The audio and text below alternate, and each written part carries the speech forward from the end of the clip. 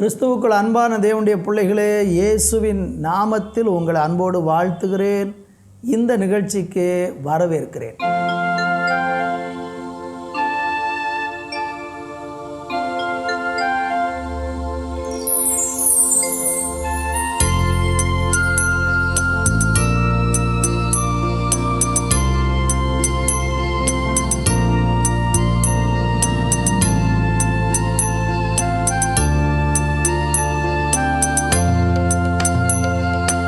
என் இயேசு ராஜா ஸ்தோத்திரம், என் இயேசு ராஜா ஸ்தோத்திரம், ஸ்தோத்திரமே ஸ்தோத்திரமே உயிருள்ள நாளெல்லாமே, ஸ்தோத்திரமே ஸ்தோத்திரமே உயிருள்ள நாளெல்லாமே, ஐயா உயிருள்ள நாளெல்லாமே. இரக்கம் உள்ளவரே, மனதுருக்கம் உடையவரே, இரக்கம் உள்ளவரே, மனதுருக்கம் உடையவரே,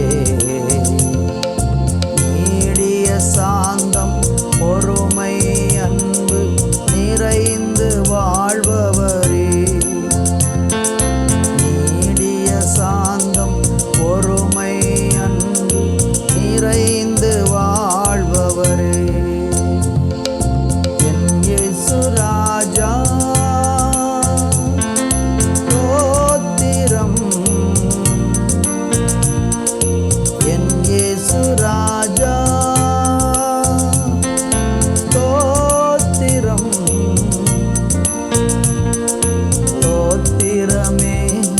ஸ்தோத்திரமே உயிருள்ள நாளெல்லாம், ஐயா ஸ்தோத்திரமே ஸ்தோத்திரமே உயிருள்ள நாளெல்லாம், ஐயா உயிருள்ள நாளெல்லாம், ஐயா உயிருள்ள நாளெல்லாமே. பிதாவே, நன்றியோடு உம்மை துதிக்கிறோம். உமக்கு நாங்கள் ஸ்தோத்திரங்களையும் துதிகளையும் பலிகளையும் செலுத்துகிறோம். உதடுகளின் கனியாகிய ஸ்தோத்திர பலியை என் தேவனுக்கு தெரியப்படுத்துங்கள்னு சொல்லியிருக்கீங்க. உம்மை துதிக்கவும் உம்முடைய சமூகத்தை நாடவும் எங்களுக்கு தந்த நல்ல சிலாக்கியத்திற்காக உமக்கு நாங்கள் நன்றி சொல்லுகிறோம். அப்பா, இந்த நேரத்தில் உம்முடைய பிரசன்னத்தினால எல்லா பிள்ளைகளையும் நிரப்புங்க.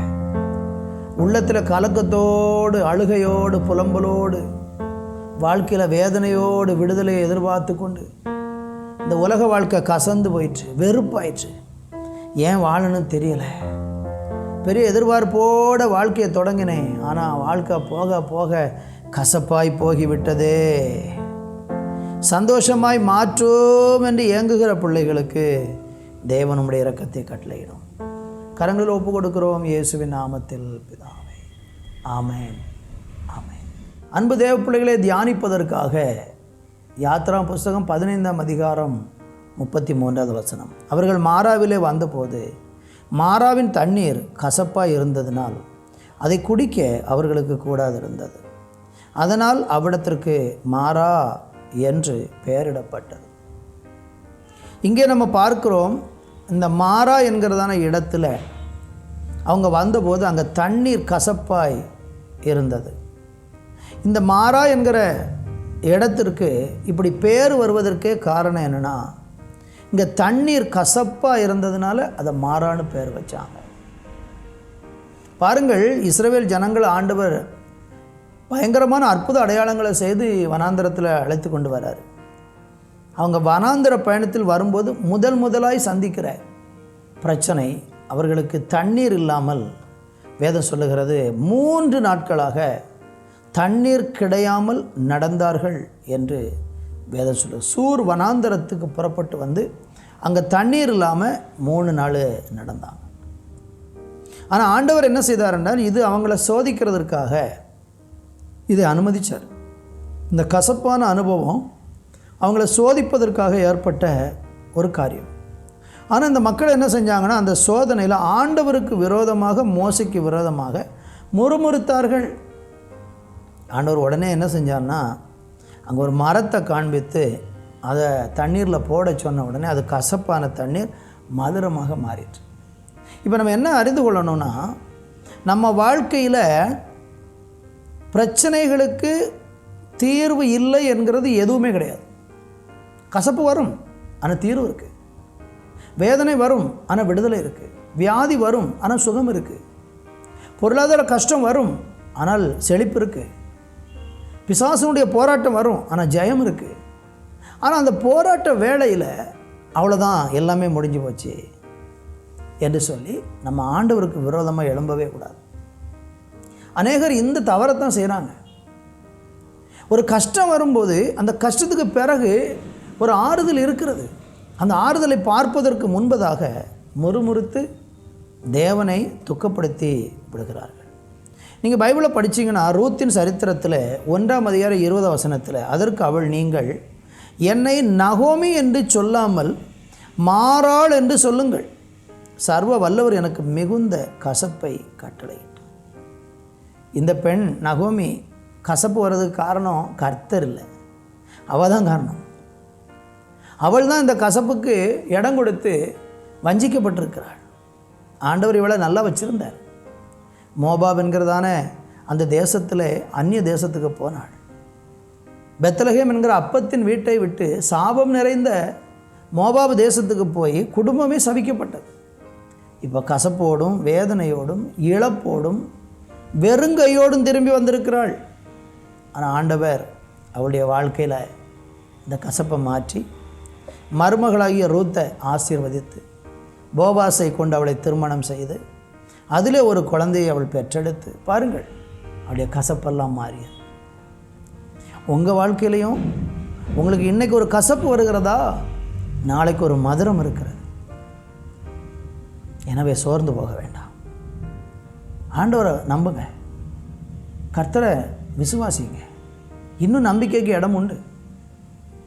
நீங்கள் அந்த வாசித்த பகுதியில் படித்தீங்கன்னா, அந்த 15ஆம் அதிகாரம் முடியும் போது, பின்பு அவர்கள் ஏலிமுக்கு வந்தார்கள். அங்கே 12 நீரூற்றுக்களும் 70 பேரிச்ச மரங்களும் இருந்தது. அங்கே தண்ணீர் அருகே பாளையம் இறங்கினார். பார்த்தீங்களா, இப்போ தண்ணீர் பக்கத்தில் கொண்டு போய் பாளையம் இறங்க வச்சிருக்கு. அதனால் காலத்துக்கு முன்னே நம்ம தேவனை கோபப்படுத்த வேண்டாம். எல்லாம் நேர்த்தியாக தான் செய்வார், சரியாக தான் செய்வார். உங்கள் வாழ்க்கையில் என்னை கடந்து போகிற இந்த பாதை ஆண்டவருக்கு தெரியாதா? தெரியும். அதையெல்லாம் மாற்ற ஆண்டவர் போதுமானவராக இருக்கிறார். நான் ஜெபிக்க போகிறேன். நல்ல பிதாவே, இந்த பிள்ளைகள் யாரெல்லாம் இப்படி ஒரு மாறாவின் அனுபவத்தை கடந்து செல்கிறார்களோ, இந்த மாறாவின் அனுபவத்தை கடந்து போக முடியலைன்னு கண்ணீரோடு இருக்கிறாங்க, அவங்க வாழ்க்கையில் அந்த கசப்பின் அனுபவங்களை மாற்றி உங்கள் பிள்ளைகளை மகிழ்ச்சினாலும் ஆனந்தத்திலானும் நிரப்புங்க. இந்த மாறாவுக்கு பிறகு ஒரு மதுரமான வாழ்க்கை இருக்கிறது என்கிறத மறந்து போகாமல் தேவனை நேசிக்கவும் தேடவும் பின்பற்றவும் உதவி செய்யுங்க. ஒரு நாளும் கர்த்தருக்கு விரோதமாய் பேசவோ, ஒரு நாளும் கர்த்தருடைய ஊழியக்காரர்களுக்கு விரோதமாய் பேசவோ யாரும் துணிகர கொள்ளாதபடி காத்து கொள்ளுவீராக. ஆசீர்வதியும். மாறாவின் நீர் மதுரமாய் மாறினது போல் இன்றைக்கு இந்த வார்த்தையை கேட்கிற பிள்ளைகளுடைய வாழ்க்கையில் அந்த கசப்பு முற்றிலுமாய் பிடுங்கப்படுவதாக, பிடுங்கி எறியப்படுவதாக இயேசுவின் நாமத்தில். அப்படி செய்கிறதற்காக நன்றி. இயேசுவின் நாமத்தில் பிதாவே, ஆமென், ஆமென்.